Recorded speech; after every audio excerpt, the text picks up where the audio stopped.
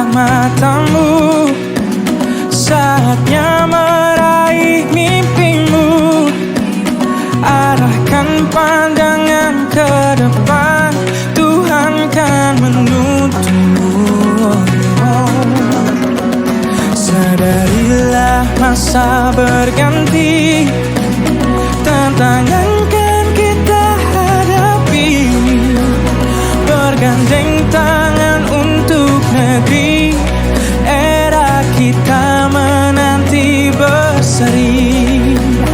Kita belajar Pancasila, kita bernafas dalam sila-silanya. Kita belajar Pancasila, ayo kita jaga untuk Indonesia.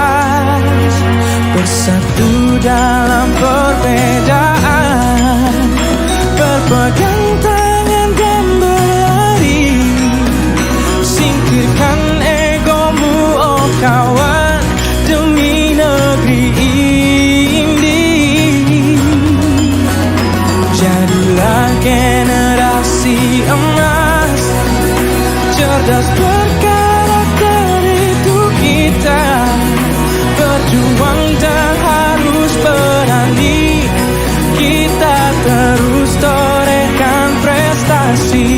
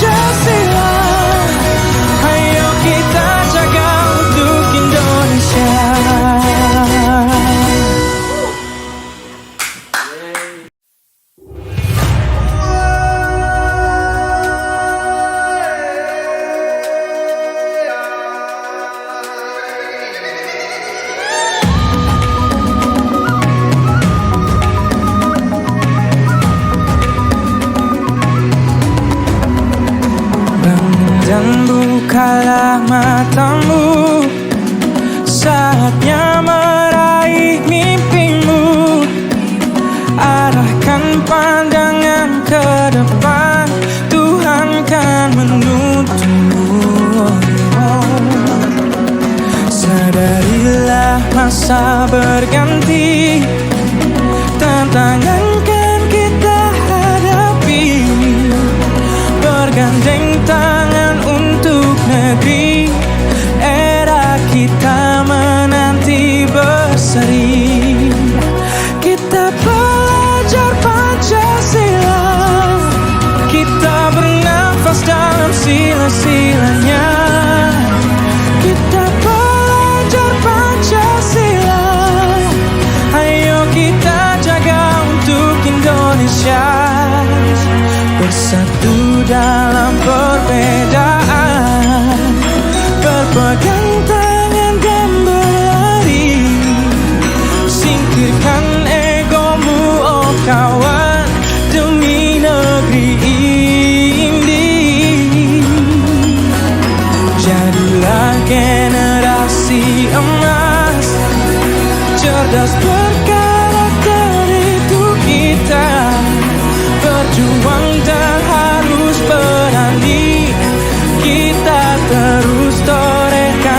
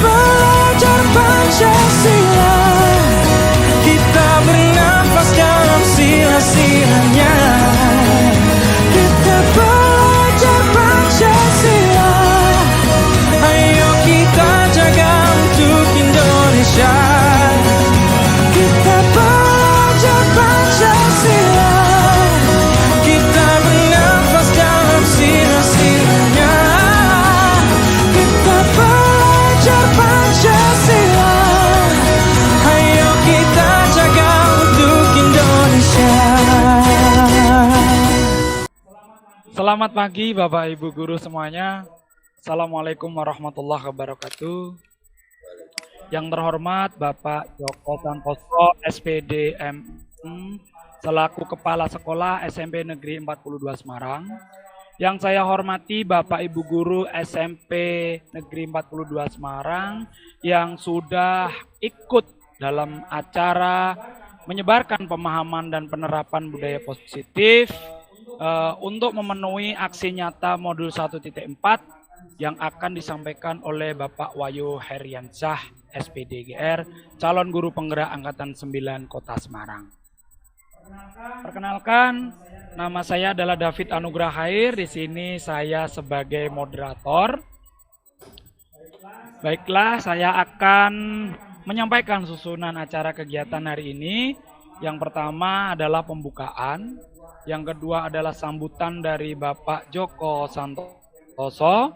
Yang ketiga adalah presentasi dari Bapak Wahyu. Baru yang keempat adalah sesi tanya jawab. Marilah Bapak Ibu, tidak usah panjang lebar, kita buka acara hari ini dengan bacaan Bismillah bersama-sama. Bismillahirrahmanirrahim. Baiklah, menuju ke acara yang kedua adalah sambutan dari Bapak Joko SPDMM selaku Kepala SMP Negeri 42 Semarang. Dipersilahkan Bapak Joko. Monggo Bapak.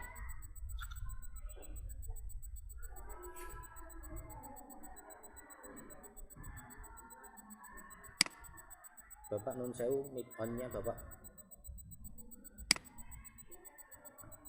Oke.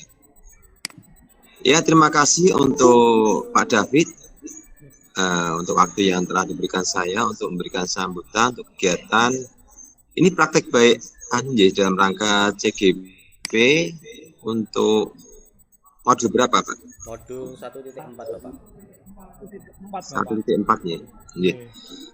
Yang terhormat Pak Wahyu sebagai pemapar ya, memaparkan nanti untuk praktik baiknya dan untuk peserta kegiatan praktik baik, berbagi praktik baik yang dirahmati Allah. Pertama-tama malah kita panjatkan puji syukur kepada Allah Subhanahu wa taala untuk nikmat yang telah diberikan sehingga agenda kegiatan yang sudah dipersiapkan ini bisa berjalan dan semoga lancar dan memberi kemanfaatan kita bersama. Bapak Ibu yang saya hormati, kita ketahui bersama bahwa CGP merupakan satu kegiatan dari program guru penggerak yang betul-betul memberikan kompetensi yang luar biasa dari memberikan satu dia bergerak sampai menggerakkan. Itu suatu kompetensi yang menurut saya sangat penting untuk pembelajaran di kurikulum Merdeka ini.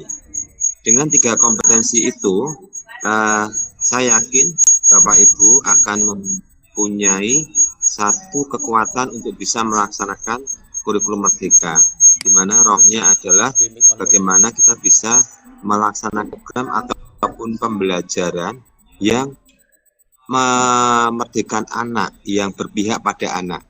Sehingga dengan visi misi itu dan kita bisa melaksanakan, semoga kita bisa memberikan pelayanan pembelajaran yang optimal dan menghasilkan anak-anak yang memiliki kompetensi yang tidak hanya menguasai materi, tapi betul-betul anak-anak itu memiliki kompetensi, entah itu berpikir kritis, bernalar tinggi, dan kompetensi-kompetensi lain, yang mana itu sangat ditentukan bagaimana peran dari Bapak Ibu Guru selaku guru di era kurikulum Merdeka ini. Kiranya itu arahan yang bisa saya sampaikan. Semoga kegiatan ini lancar dan beri manfaat untuk kita bersama. Dengan mengucap bismillah nih ya, kegiatan ini saya buka dan monggo dilanjutkan sehingga nanti bisa memberi influence untuk lingkungan kita. Kiranya itu, terima kasih untuk semua yang sudah persiapkan. Akhirnya dari saya, mohon maaf kalau ada kurang atau lebihnya dari apa yang saya sampaikan tadi. Wabillahi taufiq wal hidayah. Wassalamualaikum warahmatullahi wabarakatuh. Waalaikumsalam warahmatullahi wabarakatuh. Sambutan Um,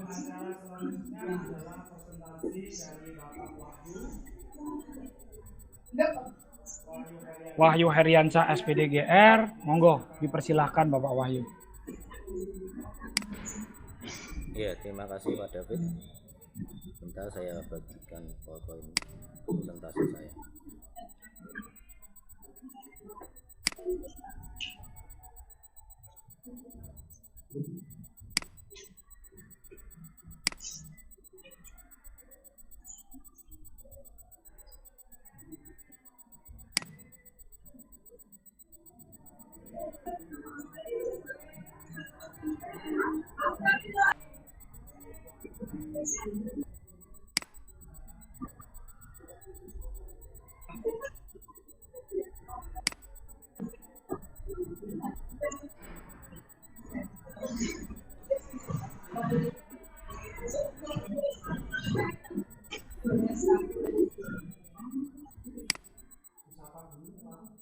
Oke, selamat pagi Bapak Ibu.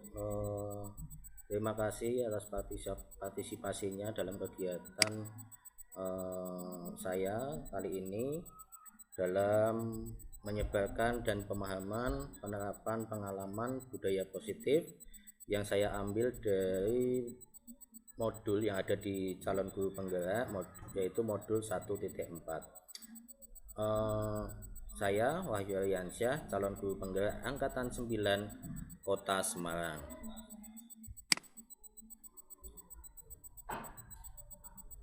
Sebelumnya saya akan memperkenalkan diri dalam kegiatan calon guru penggerak kali ini. Ada dua orang hebat yang selalu mendampingi saya dalam kegiatan CGP, baik dalam pembimbingan ataupun mengenai tugas-tugasnya, yaitu yang pertama Bu Susilowati.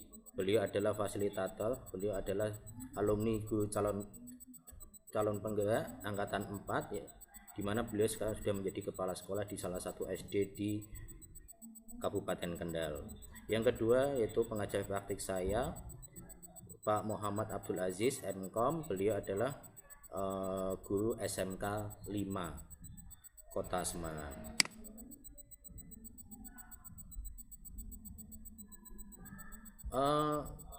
Di mana dalam kegiatan hari ini saya akan mendesimasikan modul 1.4 yang sudah saya pelajari selama ini. Yang pertama yaitu mengenai tujuan pendidikan. Dalam tujuan pendidikan kali ini menurut Ki Hajar Dewantara yaitu menuntun segala kekuatan kodrat yang ada pada anak-anak itu agar mereka sebagai manusia dan anggota masyarakat dapat mencapai keselamatan dan kebahagiaan yang setinggi-tingginya, baik sebagai manusia maupun anggota masyarakat. Pendidik hanya dapat menuntun tumbuh atau hidupnya kekuatan kodrat yang ada pada anak agar dapat memperbaiki lakunya dan tumbuhlah kekuatan kodrat anak. Jadi dalam kegiatan kali ini tujuan pendidikan menurut Ki Hajar Dewantara yaitu seorang pendidik harus menuntun peserta didiknya atau siswanya untuk memperbaiki tingkah lakunya dan tumbuh sesuai dengan cita-citanya nanti.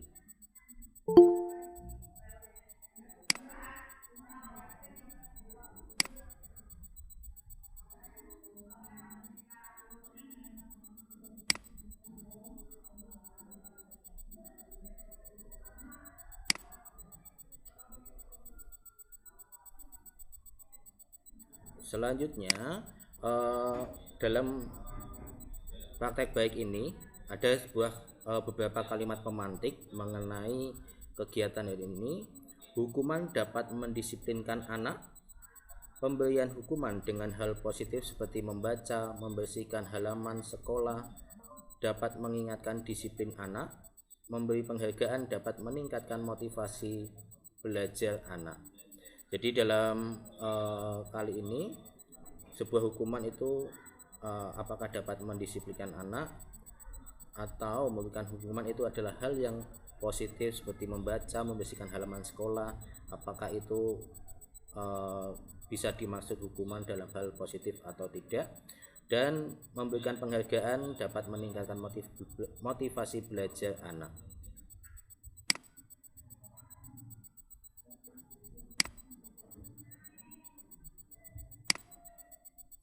Selanjutnya, di awal saya sudah menyampaikan apa yang akan menjadi bahan penyampaian yang akan saya lakukan hari ini, yaitu mengenai budaya positif. Budaya positif di sekolah yaitu nilai dan kebiasaan di sekolah yang berpihak pada murid agar mereka dapat berkembang menjadi pribadi yang kritis, penuh hormat, dan bertanggung jawab sesuai dengan profil pelajar Pancasila. Jadi budaya positif itu tentunya dihubungkan dengan pembiasaan-pembiasaan yang ada di sekolah yang tentunya berpihak pada siswa atau murid, yang tujuannya mereka dapat berkembang menjadi pribadi yang kritis, selalu penuh hormat kepada siapapun, baik entah itu dengan temannya, bapak ibu gurunya, maupun warga sekolah ataupun tamu yang ada di sekolah dari anak itu. Tentunya dengan tanggung jawab sesuai dengan profil pelajar Pancasila.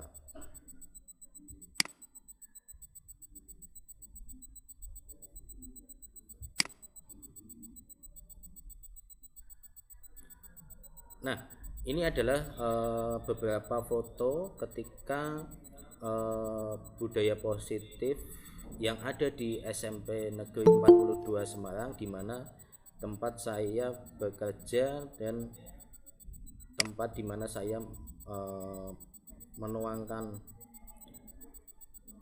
jati diri saya, di mana yaitu untuk membagikan hal-hal yang baik sesuai dengan keinginan ataupun potensi yang ada di siswa.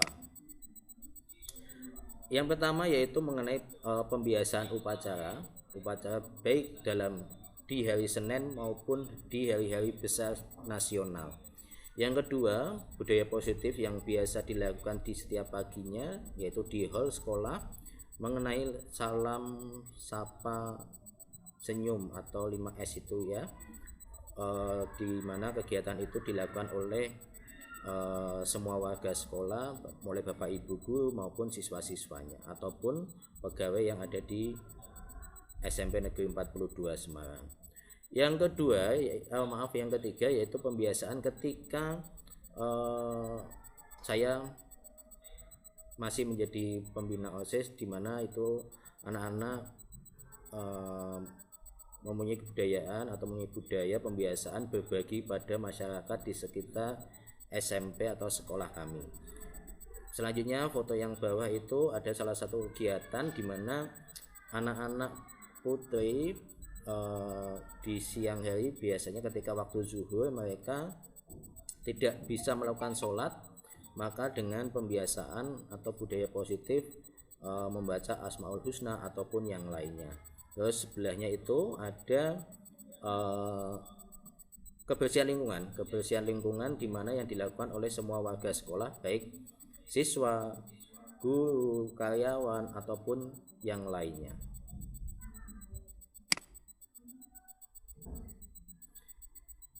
Selanjutnya mengenai pembelajaran dengan paradigma baru. Pembelajaran dengan paradigma baru merupakan pembelajaran yang dirancang berdasarkan prinsip pembelajaran, di mana di kurikulum Merdeka prinsip pembelajaran berdiferensiasi sehingga peserta didik belajar sesuai kebutuhannya berdasarkan tahap perkembangan sesuai dengan teori psikologi modern untuk mewujudkan profil pelajar Pancasila. Dari paradigma baru tersebut, anak-anak dibebaskan untuk pembelajaran, di mana pembelajarannya berdiferensiasi, tentunya berkaitan dengan profil pelajar Pancasila, mulai dari beriman, bertakwa kepada Tuhan Yang Maha Esa dan berakhlak mulia.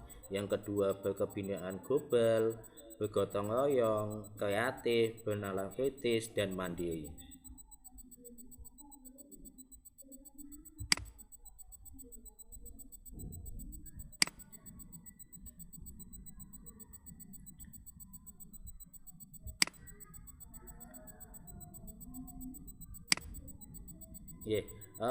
Selanjutnya Bapak Ibu, bentar.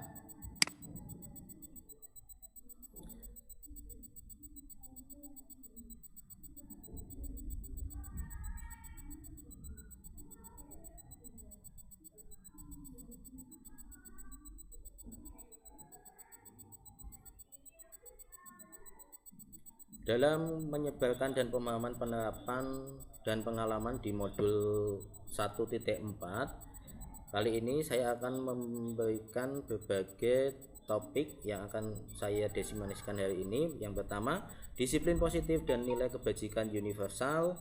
Yang kedua, teori motivasi, hukuman dan penghargaan restitusi.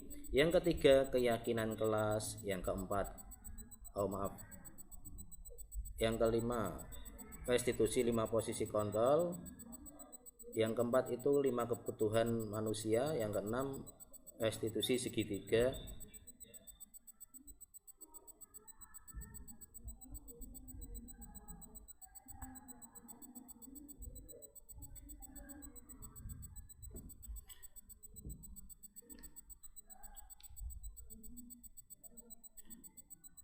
Mohon maaf Bapak Ibu, slide-nya kelihatan belum nggih untuk yang perubahan paradigma belajar? Belum nggih? Sudah.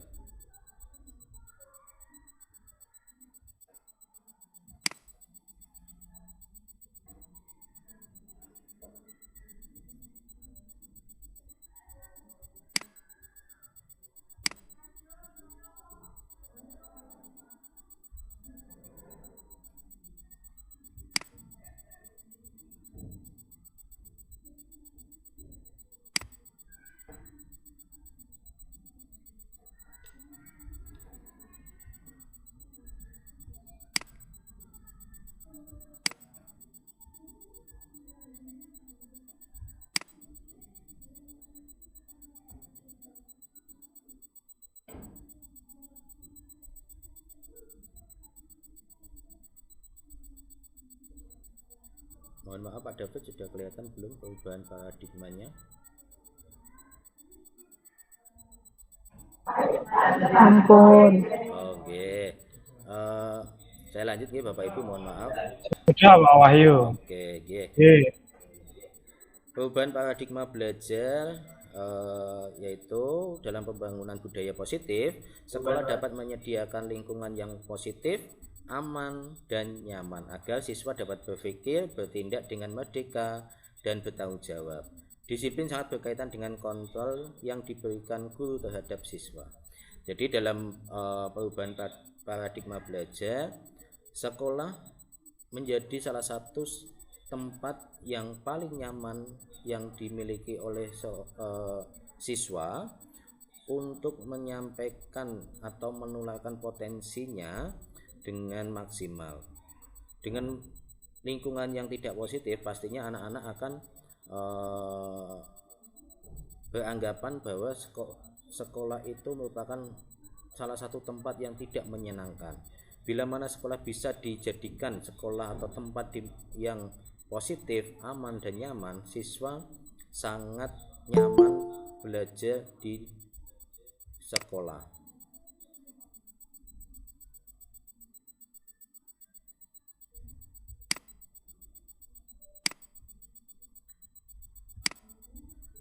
Selanjutnya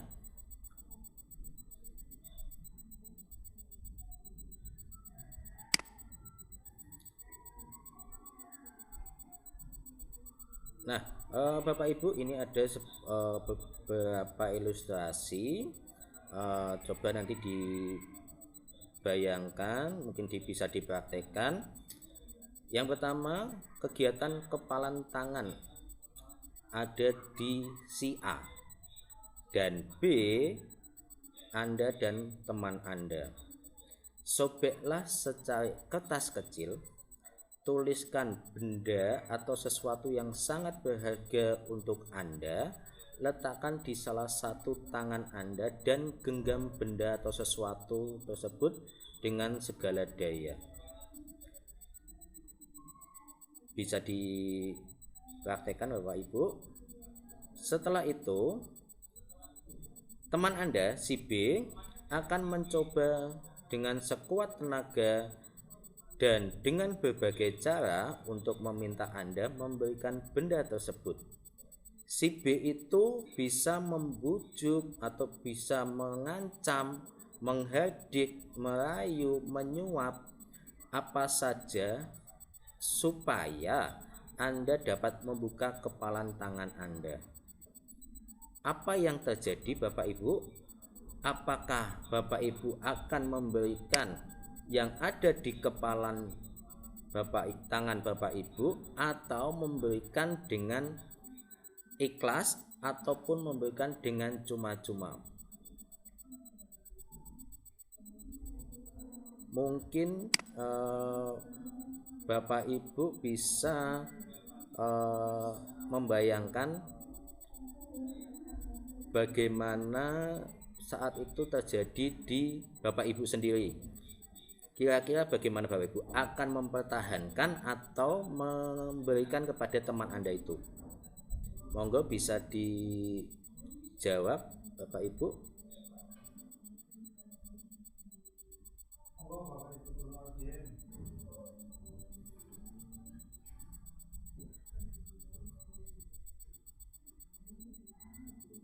Bu Ainun, bagaimana ketika Anda mempunyai barang berharga yang ada di tangan atau kepalan tangan jenengan, terus ada teman Anda yang akan meminta barang itu, apakah dikasihkan atau tetap dipertahankan?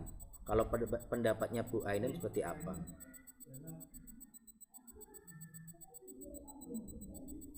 Mic-nya Bu Ainun mungkin bisa di-on-kan dulu mic-nya.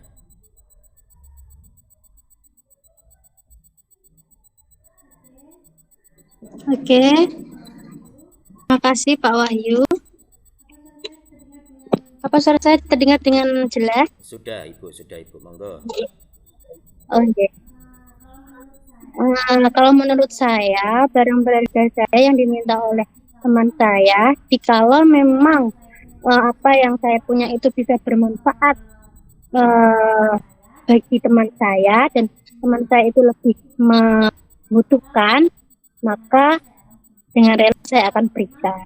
Tapi kalau memang apa yang saya punya itu hanya bagi teman saya hanya sesuatu yang dia inginkan dan hanya ingin merebut dari saya, maka saya akan mengambilnya dengan sangat berat. Seperti itu mungkin Pak Wahyu jawaban yang bisa saya berikan. Terima kasih atas kesempatan yang diberikan. Terima kasih Bu Ainun. Ya, benar Bapak Ibu, apa yang disampaikan Bu Ainun itu, memang kita sebagai manusia mungkin punya rasa egois, ya, mempunyai rasa egois. Akan tetapi ketika kita mempunyai sesuatu yang sekiranya kita belum memerlukan itu, dan teman kita ingin dan kebetulan membutuhkan barang tersebut, dengan kerelaan hati atau ikhlas kita bisa memberikan ke teman kita. Terima kasih Bu Ainun atas jawabannya. Selanjutnya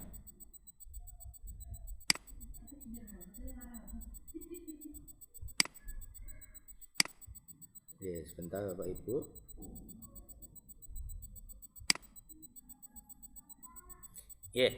Selanjutnya mengenai perubahan paradigma teori kontrol atau teori pilihan, ilusi kontrol.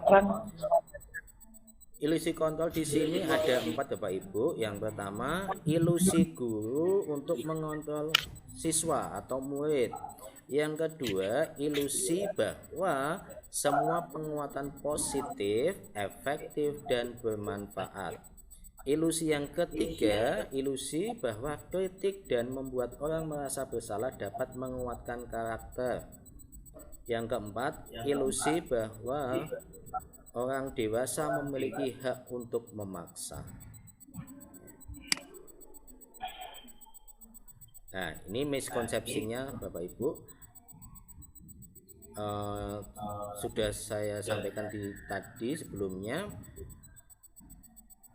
Jadi diibaratkan manusia itu bisa membuat manusia lain bisa melakukan apa yang kita berikan.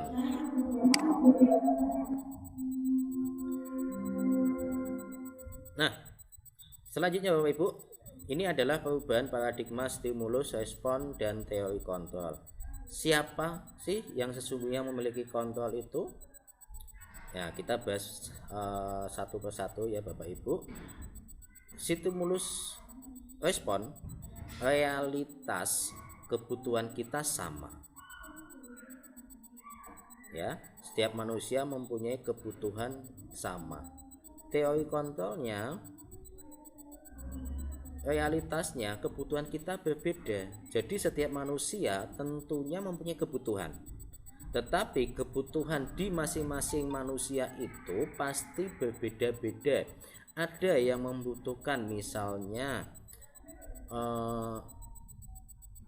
ingin memiliki kebutuhan dalam hal berkendara, misalnya ada yang mempunyai motor, ada juga yang ingin kebutuhannya yaitu misalnya mobil karena sedang membuat usaha ataupun yang lainnya. Yang kedua, semua orang melihat hal yang sama. Oke Bapak Ibu, jadi manusia itu bisa melihat hal yang sama.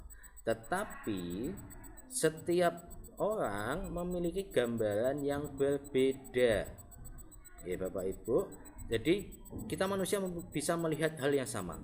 Tetapi setiap manusia mempunyai gambaran yang berbeda. Misalnya, Bapak Ibu melihat sebuah pohon, fokusnya ke sebuah pohon. Pohon itu bisa kita lihat semua. Si A, si B bisa melihat pohon itu. Akan tetapi si A dan si B pasti mempunyai gambaran yang berbeda atau titik fokus yang berbeda mengenai pohon itu. Itu maksudnya Bapak Ibu. Yang ketiga, kita mencoba mengubah orang agar berpandangan sama dengan kita. Itu stimulus respon.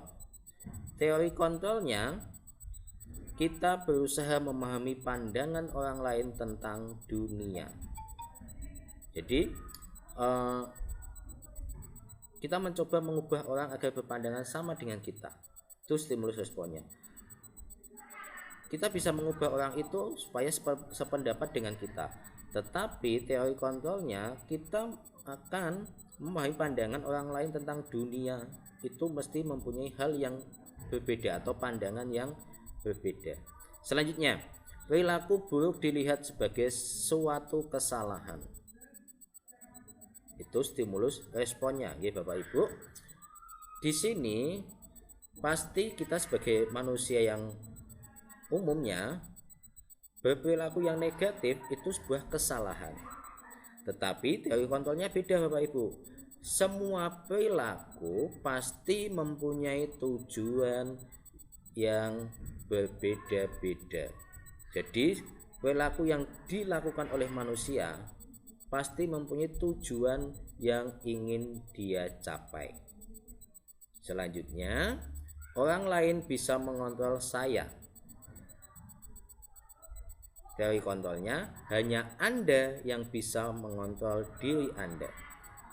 Jadi stimulus responnya itu orang lain itu bisa mengontrol kita. Tetapi dalam teori kontrolnya, hanya kita yang bisa mengontrol diri kita sendiri. Saya bisa mengontrol orang lain. Stimulus respon. Tetapi teori kontrolnya, Anda tidak bisa mengontrol orang lain. Pemaksaan ada pada saat bujukan yang gagal.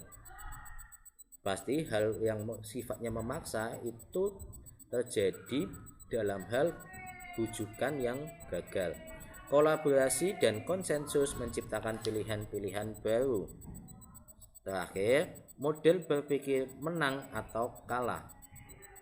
Teori kontrolnya, model berpikir menang-menang. Selanjutnya, Bapak Ibu,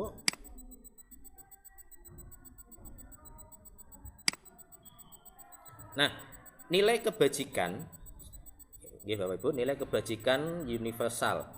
Nilai-nilai kebajikan adalah sifat-sifat positif manusia yang merupakan tujuan mulia yang ingin dicapai setiap individu. Nilai-nilai tersebut bersifat universal dan lintas bahasa, suku, bangsa, agama maupun latar belakang. Nilai-nilai kebajikan yang ingin dicapai oleh setiap anak Indonesia kita kenal dengan profil pelajar Pancasila, yaitu yang pertama, beriman, bertakwa kepada Tuhan Yang Maha Esa dan berakhlak mulia. Selanjutnya, mandiri, bernalar kritis, berkebinekaan global, bergotong royong, dan kreatif.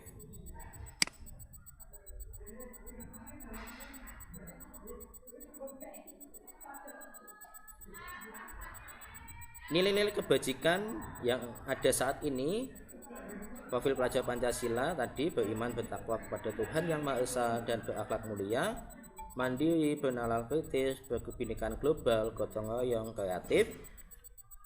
Nilai kebajikan yang ada di ISO Primary Years Program, toleransi, rasa hormat, integritas, mandiri, antusias, empati, kerjasama, dan yang lainnya.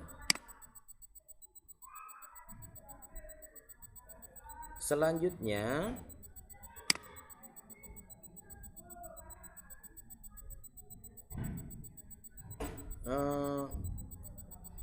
keterampilan hidup dapat dipercaya, lurus hati, tidak memudahkan orang lain, memberikan yang terbaik dari diri, pendengar yang aktif.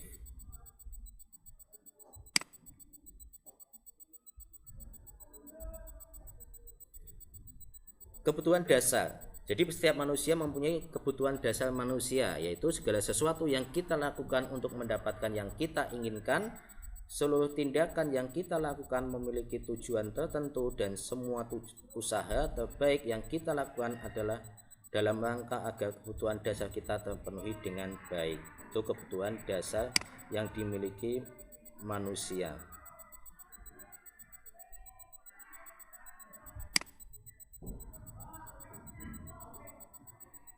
Adapun 5 dasar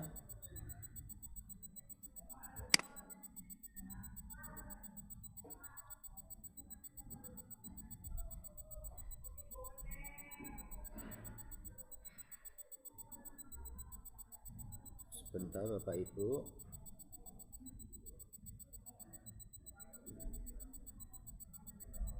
Lima dasar kebutuhan manusia. Yang pertama, bertahan hidup, cinta dan kasih sayang, penguasaan, kebebasan, dan kesenangan.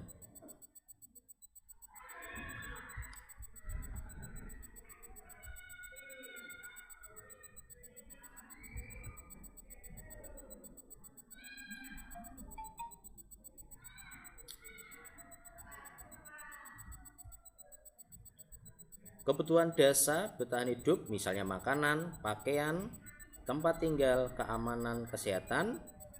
Kebutuhan cinta dan kasih sayang, kesenangan makanan, pakaian, tempat tinggal, keamanan, dan selanjutnya penguasaan, kebutuhannya ya harga diri, keinginan untuk dianggap, memimpin, berprestasi, dan lain sebagainya. Dalam hal kesenangan, bermain, humor, antusiasme, dan tertawa.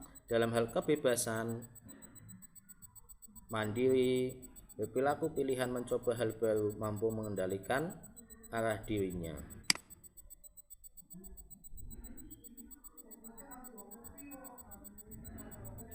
Sebentar Bapak Ibu, ini sinyalnya.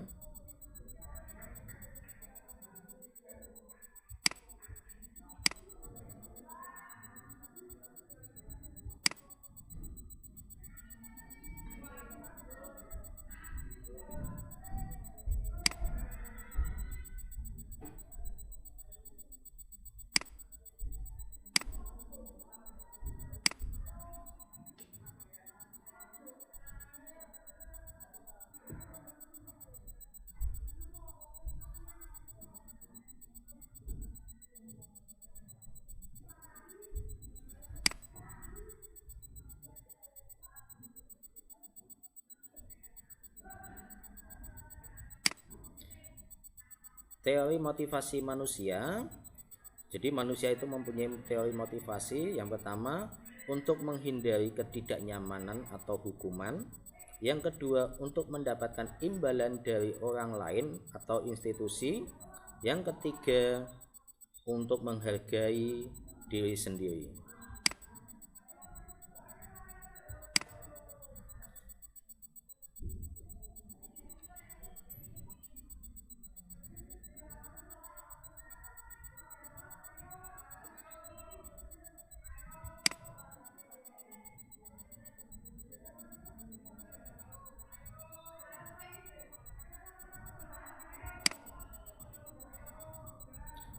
Nah, selanjutnya mengenai perbedaan antara hukuman, konsekuensi, dan restitusi.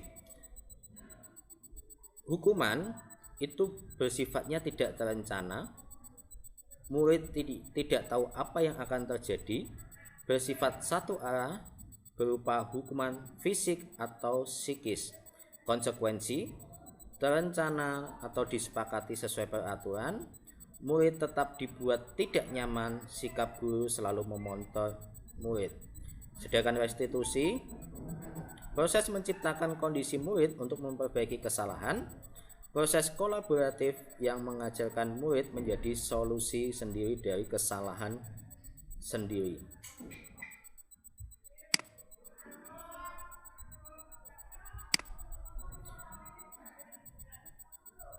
Nah, selanjutnya Bapak Ibu, ini berkaitan dengan yang namanya dihukum oleh penghargaan.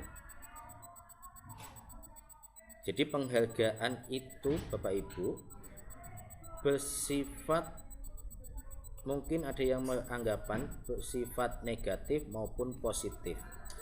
Kita akan membahas itu Bapak Ibu. Jadi yang pertama, penghargaan itu pengaruh jangka pendek dan jangka panjang.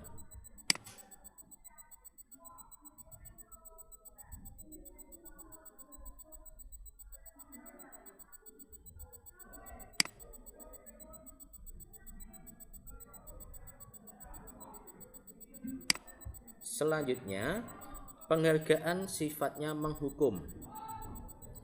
Yang ketiga, penghargaan mengurai ketepatan. Keempat, penghargaan tidak efektif. 5, pengaruh jangka pendek dan dapat merusak hubungan. 6, penghargaan menurunkan kualitas. 7, penghargaan mematikan kreativitas. 8, penghargaan mengurangi motivasi intrinsik.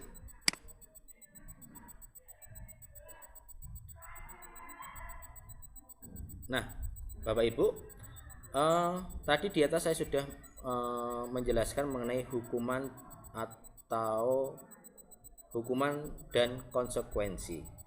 Di sini Bapak Ibu ada beberapa kalimat. Ini akan yang termasuk hukuman mana, yang termasuk konsekuensi itu yang mana. Coba Bapak Ibu yang sekiranya bisa menjawab, nanti langsung saja menjawab sesuai jawabannya Bapak Ibu. Mencatat 100 kali di dalam buku dengan kalimat "saya tidak akan terlambat lagi". Monggo Bapak Ibu, apakah itu hukuman atau konsekuensi? Hukuman. Oke, kita simpan dulu hukuman. Yang kedua, lari mengelilingi lapangan basket 2 kali karena terlambat hadir di sekolah. Konsekuensi, kita lihat nanti Bapak Ibu hasilnya.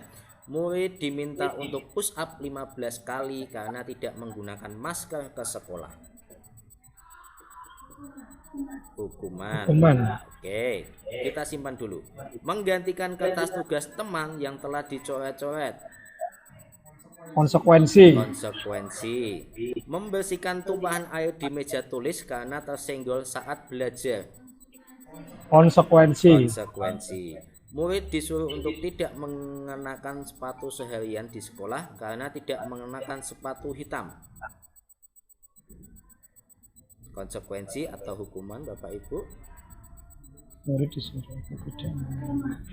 Hukuman. Oke, kita simpan ya Bapak Ibu.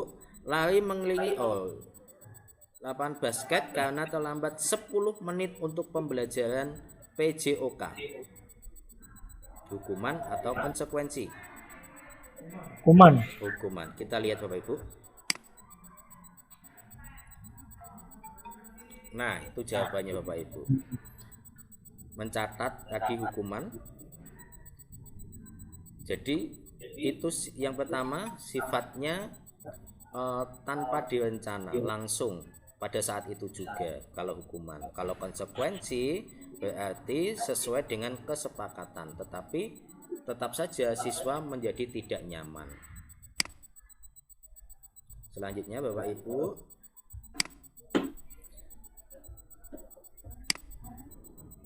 yaitu mengenai restitusi.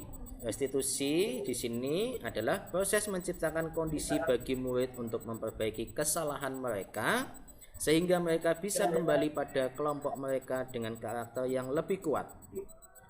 Restitusi juga merupakan proses kolaborasi yang mengajarkan murid untuk mencari solusi untuk masalah mereka dan membantu murid berpikir tentang orang seperti apa yang mereka ingin menjadi tujuan mulianya dan bagaimana mereka harus memperlakukan orang lain menurut Goosen tahun 2004.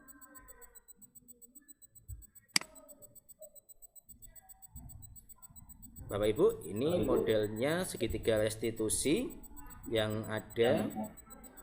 Jadi segitiga restitusi itu ada 3 tahapan. Yang pertama, menstabilkan identitas. Jadi setiap anak pasti pernah melakukan kesalahan, begitu juga dengan kita. Tetapi kita tidak boleh langsung yang namanya menghukum. Kita mencari tahu kenapa atau apa yang mereka lakukan pada saat itu, kesalahan apa yang mereka lakukan. Terus selanjutnya, validasi tindakan yang salah. Pastinya anak-anak itu mempunyai alasan mengapa anak-anak melakukan kesalahan itu. Penyebabnya apa? Alasannya apa?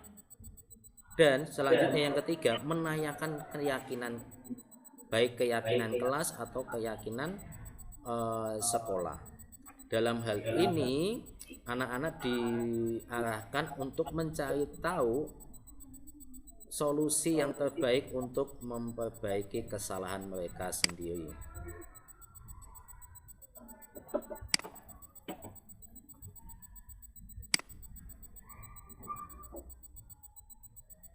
Nah, ini Bapak Ibu segitiga restitusi. Tahapannya tadi menstabilkan identitas, validasi tindakan yang salah, menanyakan keyakinan.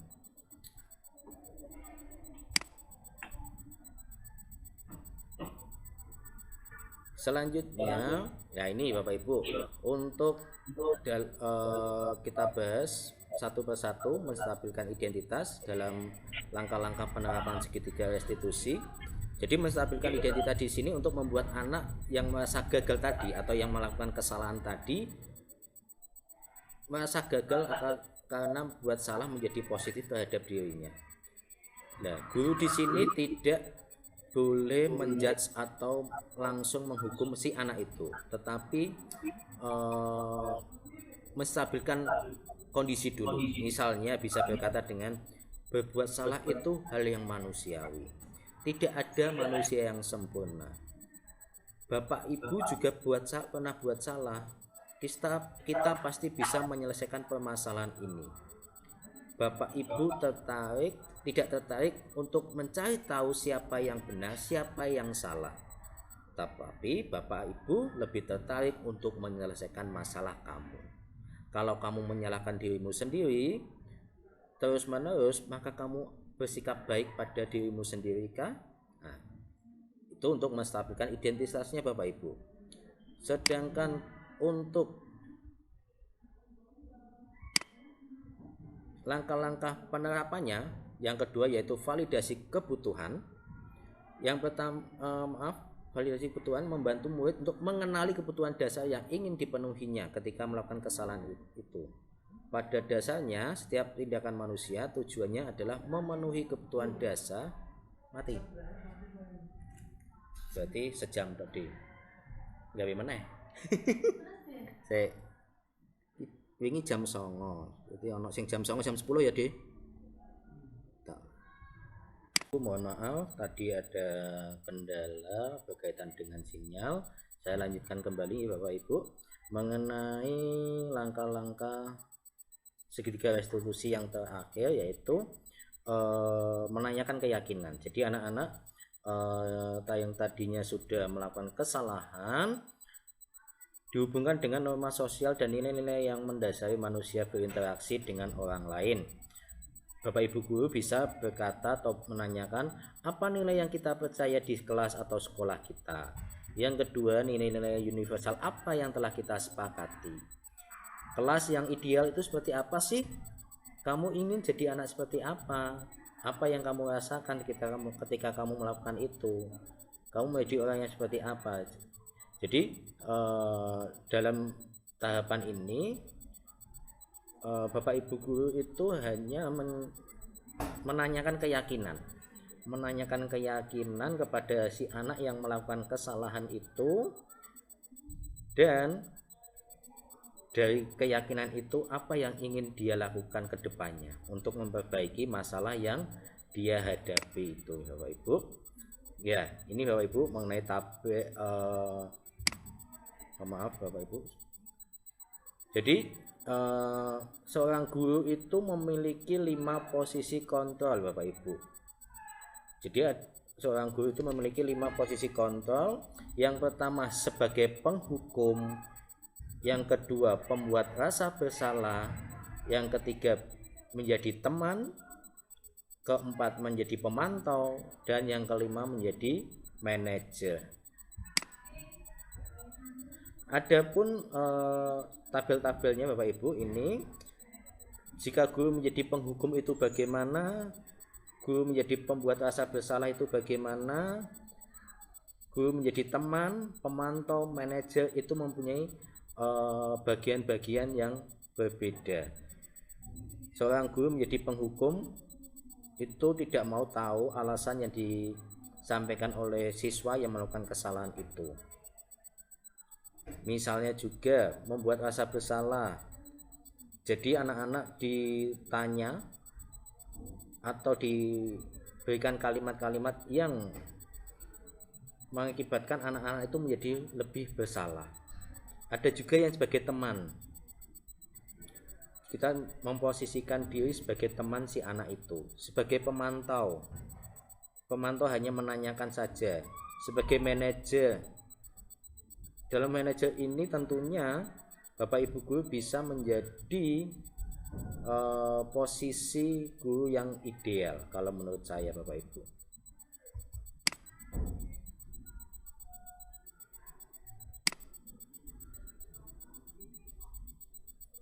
Nah, Bapak Ibu, ini ada contoh penerapan 5 posisi kontrol guru. Misalnya, hormat pada bendera selama 1 jam, itu penghukum, Bapak Ibu. Berapa kali Pak Wahyu harus memberitahu kamu selalu mengecewakan Pak Wahyu. Nah, kalimat-kalimat seperti itu akan membuat anak menjadi lebih bersalah, Bapak Ibu. Kalimat yang ketiga, ayolah lakukan demi Pak Wahyu. Itu sebagai teman. Terus selanjutnya, kamu tidak pernah mendapatkan nilai jika tidak mengerjakan tugas. Hanya pemantau, Bapak Ibu. Apakah kamu tahu kesalahanmu? Kira-kira bagaimana kamu memperbaiki kesalahanmu? Jadi seorang guru yang menanyakan hal seperti itu akan memposisikan dirinya sebagai manajer, akan menanyai si anak itu kesalahannya apa, akan mencari solusi yang tepat untuk kesalahan anak itu apa, dan rencana kedepannya akan berbuat apa untuk memperbaiki kesalahannya itu. Selanjutnya mengenai keyakinan kelas. Mengapa keyakinan kelas?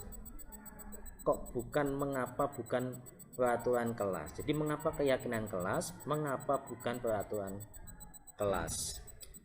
Yang namanya keyakinan dan peraturan itu berbeda, Bapak Ibu ya. Nah, keyakinan kelas di sini Bapak Ibu. Keyakinan kelas adalah nilai-nilai kebajikan atau prinsip-prinsip universal yang disepakati bersama secara universal, lepas dari perbedaan agama, suku, budaya, dan bahasa. Menurut Gosen tahun 1998, suatu keyakinan akan lebih memotivasi seorang dari dalam, intrinsik. Seseorang akan lebih bersemangat untuk menjalankan keyakinannya daripada hanya sekedar mengikuti peraturan saja.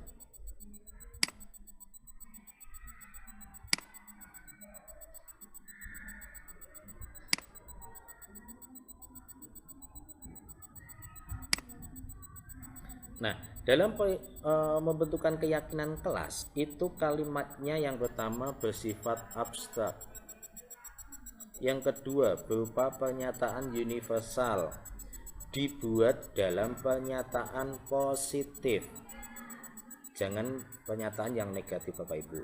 Jumlahnya tidak banyak dan mudah diingat dan dipahami, merupakan sesuatu yang dapat diterapkan di lingkungan tersebut, tentunya kelas itu. Semua warga kelas berkontribusi pada pembuatan keyakinan kelas, bersedia meninjau kembali keyakinan kelas dari waktu ke waktu. Nah, Bapak Ibu, ini ada salah satu kasus mengenai segitiga restitusi. Kezia adalah siswa yang sering mengenakan seragam sekolah yang tidak sesuai dengan ketentuan. Dia melakukan kesalahan seperti itu karena seragam yang masih dicuci oleh ibunya belum kering. Sebagai guru yang harus menyelesaikan masalah tersebut dengan baik menggunakan tahapan segitiga restitusi. Bentar Bapak Ibu, videonya coba saya play.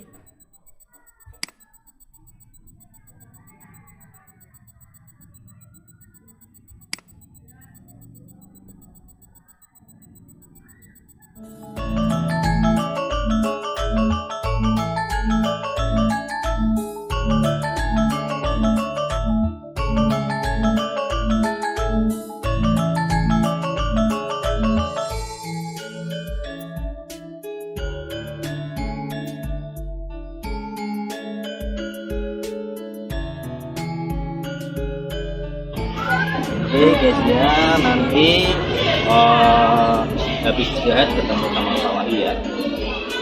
Silakan masuk. Oke guys ya, selamat pagi. Oke, Kezia sudah makan dan minum? Oke, alhamdulillah kalau Kezia sudah makan dan minum ketika waktu istirahat. Oh iya Kezia, tahu tidak kenapa kamu Pak Wahyu panggil hari ini untuk bertemu dan mengobrol secara langsung dengan Pak Wahyu? Tidak tahu ya, gini guys ya. Kalau tidak salah, tadi kamu memakai seragam yang tidak sesuai dengan ketentuan sekolah. Iya Pak, tidak sesuai. Oke, artinya tadi guys ya sudah melanggar tata tertib sekolah mengenai pemakaian seragam. Iya. Berarti salah ya. Berarti kalau melanggar tata tertib sekolah mengenai seragam itu perbuatan yang terpuji atau tidak ya guys ya? Tidak terpuji Pak. Oke, berarti melanggar tata tertib itu merupakan perbuatan yang tidak terpuji.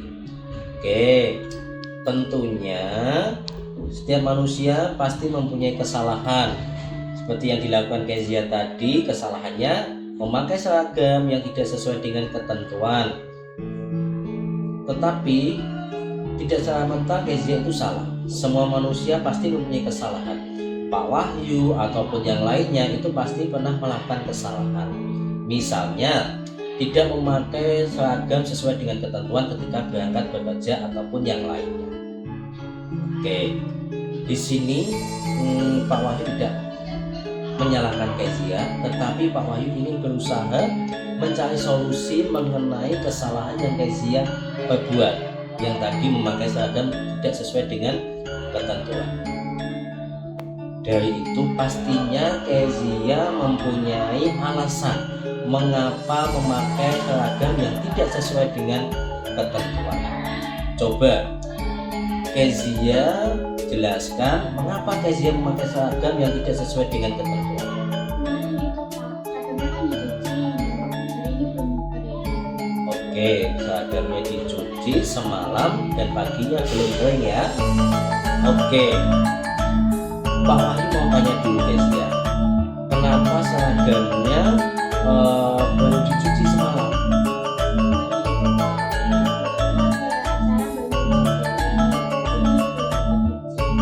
Oh iya, jadi begitu ya ceritanya guys ya. Oke, dari cerita yang Kezia sampaikan ke Pak Wahyu tadi, mungkin Kezia masih ingat tidak keyakinan kelas atau kesepakatan kelas yang kita sepakati di pertemuan sebelumnya. Masih ingat ya? Oke, apa itu?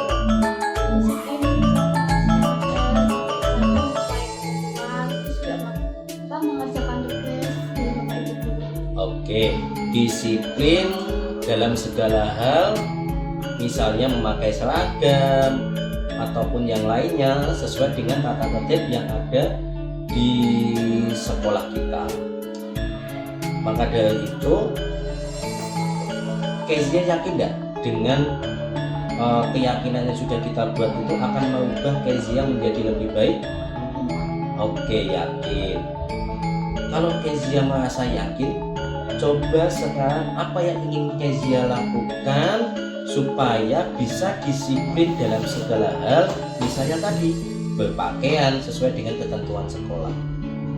Misal hari ini seragamnya dipakai, nanti pas pulang langsung dicuci. Oke, ketika selesai dipakai seragamnya langsung dicuci supaya apa? Supaya bisa digunakan untuk minggu depan atau hari-hari selanjutnya. Oke. Yang disampaikan Kezia tadi sudah bagus, sesuai dengan rencana yang akan Kezia lakukan. Kezia sudah tahu apa yang harus dilakukan dan mulai kapan itu? Mulai hari ini, Pak. Oke, mulai hari ini Kezia akan melakukan perubahan itu untuk menjadi lebih baik dan menjadi anak yang disiplin dalam segala hal, misalnya mengenakan seragam sesuai dengan ketentuan. Kezia bisa? Bisa. Oke, tos dulu Kezia. Oke, Pak Wahyu yakin Kezia dan kedepannya nanti akan bisa melanjutkan atau bisa melakukan apa yang akan Kezia rencanakan tadi. Terima kasih Kezia sudah mau ngobrol dengan Pak Wahyu secara langsung dan bercerita apa adanya sesuai dengan kesalahan yang Kezia lakukan. Saya izin mau balik ke pos dulu. Oke, terima kasih Kezia. Ya. Selamat pagi, saya Kezia. Saya senang dapat memperhatikan segitiga restitusi. Saya dapat mencari solusi dari masalah yang saya alami. Terima kasih.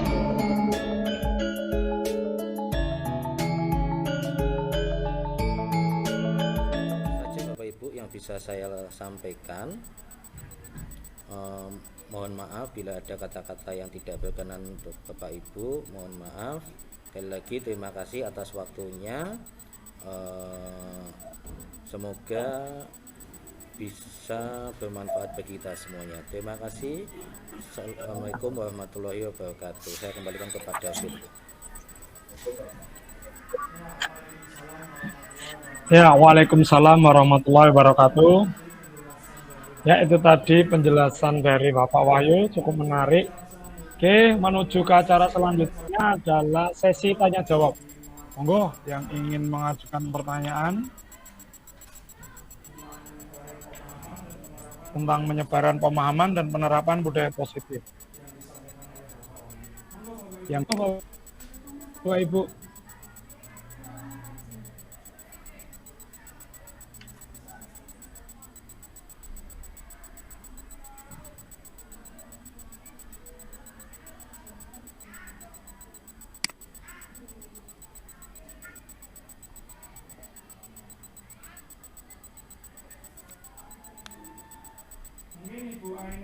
Mungkin Ibu Ainun ingin bertanya.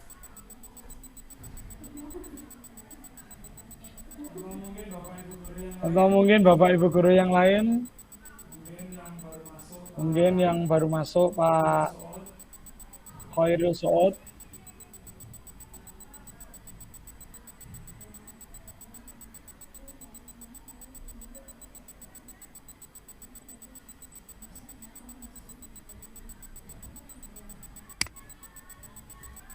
Nah, kau ya mesti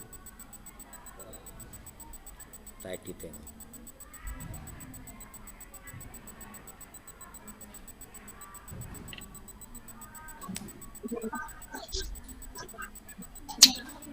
Oke, Bapak boleh bertanya? Oke, Ibu Ainun. Tadi dari penjelasan dari Pak Wahyu terkait penghargaan. Tadi salah satunya ada penghargaan yang mematikan kreativitas siswa. Mohon mungkin Pak Wahyu bisa menjelaskan apa yang dimaksud dengan penghargaan yang mematikan kreativitas siswa. Seperti Ya. itu. Terima kasih. Oke, pertanyaan dari Ibu Ainun. Pengerjaan yang mematikan kreativitas siswa. Penghargaan yang mungkin bisa mematikan kreativitas siswa. Monggo Pak Wahyu bisa dijawab. Oke, terima kasih Pak David atas waktunya. Dan terima kasih juga untuk Bu Ainun berkaitan dengan pertanyaan tadi. Penghargaan bisa mematikan kreativitas siswa. Memang Bu Ainun, mengapa seperti itu? Jikalau Bu Ainun bisa seumpama mengajar dalam satu kelas, ada 3 anak yang diberikan Bu Ainun penghargaan atau hadiah, maka 3 anak itu yang akan merasa senang. Ya, dengan hal tersebut, anak-anak yang lain di luar 3 anak itu akan kreativitasnya itu akan menurun, bahkan bisa hilang. Karena apa?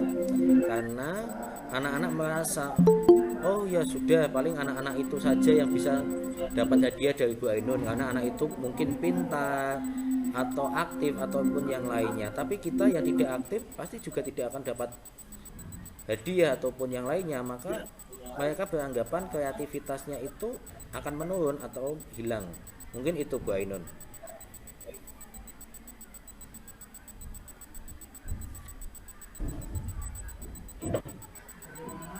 Bagaimana Ibu Ainun? Oke. Terima kasih Pak Wahyu. Berarti bagaimana cara kita memberi penghargaan untuk anak yang tadi, yang 3 tadi misalnya tadi. Berarti tidak perlu dikasih hadiah itu atau bagaimana? Kalau itu dianggap mematikan kreativitas siswa yang lain.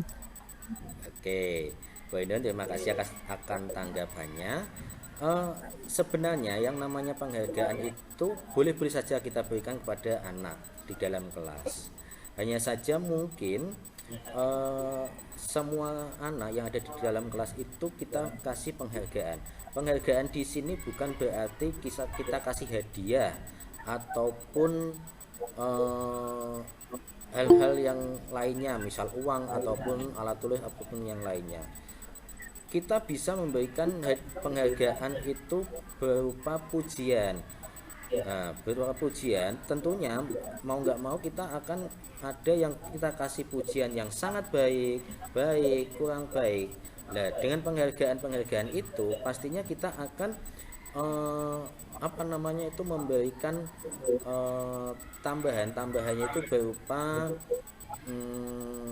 motivasi. Ya, motivasi yang diberikan kepada anak-anak yang tadinya belum mendapatkan penghargaan yang setinggi-tingginya, mungkin jika kita kasih motivasi yang baik, motivasi yang maksimal, pasti anak-anak itu akan berlomba-lomba untuk akan membuat dirinya itu bisa termotivasi berbuat baik ataupun melakukan hal yang bisa membuat Bu Ainun memberikan penghargaan kepada si anak yang tadi, Bu Ainun.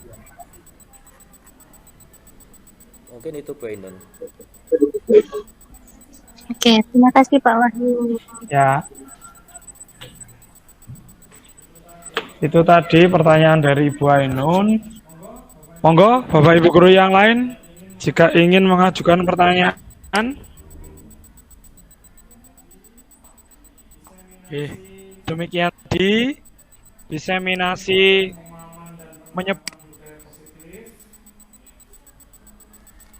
model positif oleh Bapak Wahyu Heriansah SPDGR yang cukup menginspirasi buat saya sendiri. Terima kasih Pak Wahyu, ini menginspirasi banget. Ya. Marilah kita akhiri acara hari ini dengan membaca hamdalah bersama-sama. Alhamdulillahirabbil alamin. Terima kasih Bapak Ibu atas waktunya. Mohon maaf jika dalam memandu acara ada tutur kata mungkin dari saya yang kurang berkenan di hati panjenengan. Saya minta maaf. Sekali lagi. Assalamualaikum warahmatullahi wabarakatuh. Terima kasih Terima Bapak kasih. Ibu.